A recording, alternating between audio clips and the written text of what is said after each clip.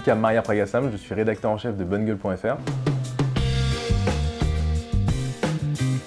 Pour moi en tout cas c'est la première chose qu'on voit, que ce soit dans un entretien d'embauche ou même quand on va rencontrer une fille par exemple à un rendez-vous. C'est la première chose qu'on voit, c'est les vêtements. C'est-à-dire que si on en fait trop par exemple, on va dire que cette personne est trop extravagante ou sa personnalité va trop ressortir. Ou alors si la personne s'habille en noir, on va dire qu'elle essaie de se camoufler derrière ses vêtements.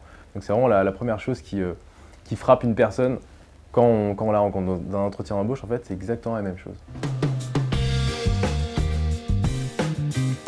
Bien sûr. Alors, on peut en passer de manière positive ou négative. C'est-à-dire que, par exemple, quand je dis de manière négative, c'est là, comme j'ai aujourd'hui beaucoup de bijoux, c'est négatif. Le recruteur va se focaliser sur les bijoux, c'est un mauvais message. C'est-à-dire que la personne est trop extravagante, donc ce n'est pas un message positif. Donc oui, il est possible de passer de bons messages, d'arriver à un entretien de manière totalement neutre. C'est-à-dire si j'ai un costume bleu, une belle cravate, une belle chemise, le recruteur va se focaliser sur ce que tu dis pendant l'entretien, va se focaliser sur ta personnalité et non sur tes vêtements. Donc si le recruteur reste focalisé sur tes vêtements, c'est très mauvais au début d'entretien, on va dire. Bien sûr, c'est possible d'avoir un plus dans la manière de s'habiller. Il faut simplement se sentir bien dans ses vêtements. Si on se sent à l'aise dans ses vêtements, on va se sentir à l'aise dans son discours et l'entretien va très bien se passer. Donc c'est, on va dire, un poids à se décharger avant l'entretien.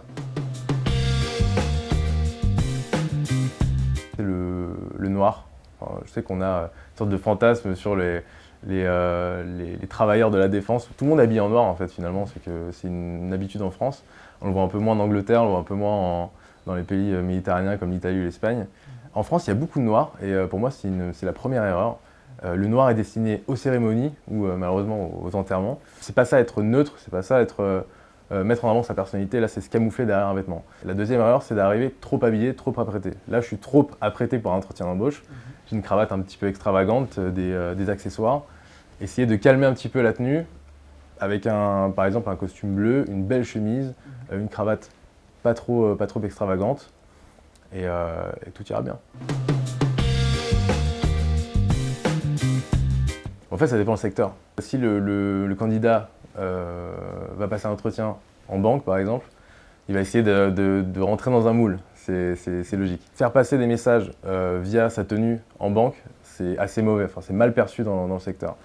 En revanche, s'il va passer un entretien, je sais pas, dans un secteur comme la pub, la communication, là on demande des personnes plus extravagantes, avec plus de personnalité, plus de relief.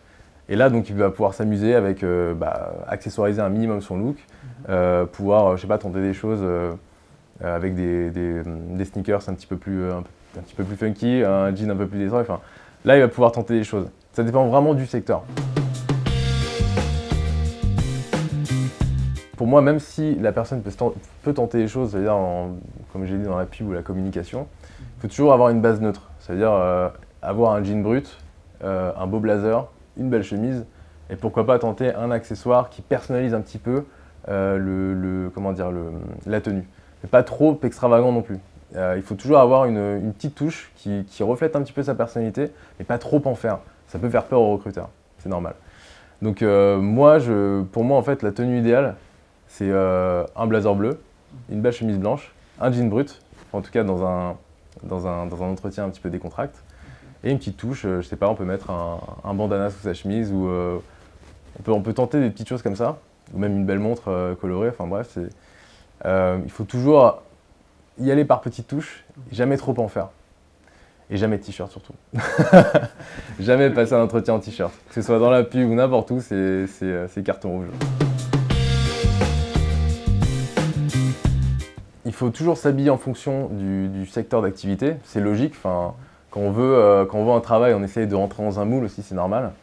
Qu'on le veuille ou non d'ailleurs. Bien sûr, il faut y aller en ayant conscience, on va dire, du dress code. Il faut aller de manière intelligente. C'est-à-dire, moi j'ai une astuce pour les grosses boîtes, c'est d'aller à l'accueil et de simplement demander quel est le dress code.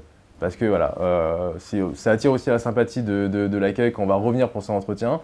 Il faut simplement se renseigner, regarder un petit peu sur internet, voir comment les employés sont habillés, comment ça se passe. Voilà. Il faut essayer de se renseigner un peu en amont pour arriver à l'entretien et se dire bon bah je rentre dans ce moule-là, je maîtrise, on va dire, comment dire, ce facteur et je me décharge de cette pression qui est le vêtement et je vais me sentir bien dans mes vêtements et je vais me sentir bien dans mon entretien. Alors pour moi le costume bleu c'est vraiment la meilleure arme, c'est-à-dire un beau costume bleu, une belle chemise blanche, des chaussures marron, une ceinture marron qui va avec les chaussures, pardon. C'est pour moi la tenue parfaite pour rester neutre.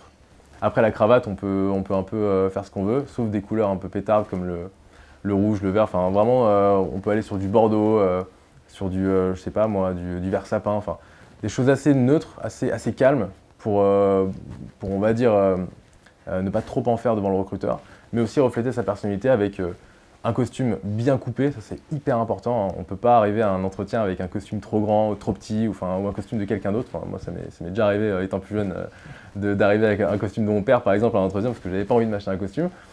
C'est hyper important parce que de toute manière un costume bleu on va s'en resservir, je sais pas, soit pour des mariages, on va s'en servir pour d'autres entretiens, des réunions importantes, enfin bref c'est hyper important d'avoir un costume bleu, une belle chemise blanche, une belle cravate et de belles chaussures. J'étais un peu plus jeune, c'est en fait quand je voulais travailler dans le luxe à l'époque, je voulais bosser dans un grand magasin en haute horlogerie, parce que j'adore la haute horlogerie, et du coup le dress code là-bas c'était le noir. Moi je déteste le noir, je ne porte jamais de noir. Et à l'époque je suis arrivé en entretien avec un costume bleu justement pour rester neutre.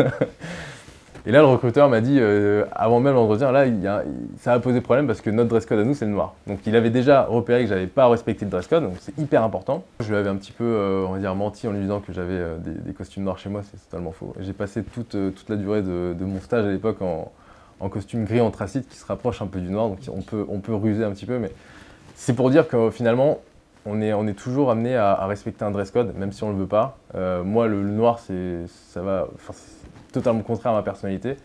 Pourtant, je voulais être embauché dans un secteur qui est la haute horlogerie, dans un grand magasin qui a un dress code. Et voilà, c'est normal, ils veulent maîtriser de A à Z leur dress code. Je l'ai un petit peu contourné, on m'a pas trop embêté pour ça, mais en tout cas, voilà, c'est important de se renseigner avant. Par exemple, dans un grand magasin, c'est facile de se présenter, de regarder les vendeurs, les managers, comment ils sont habillés. Voilà, moi j'ai un petit peu contourné, mais c'est très facile, quoi.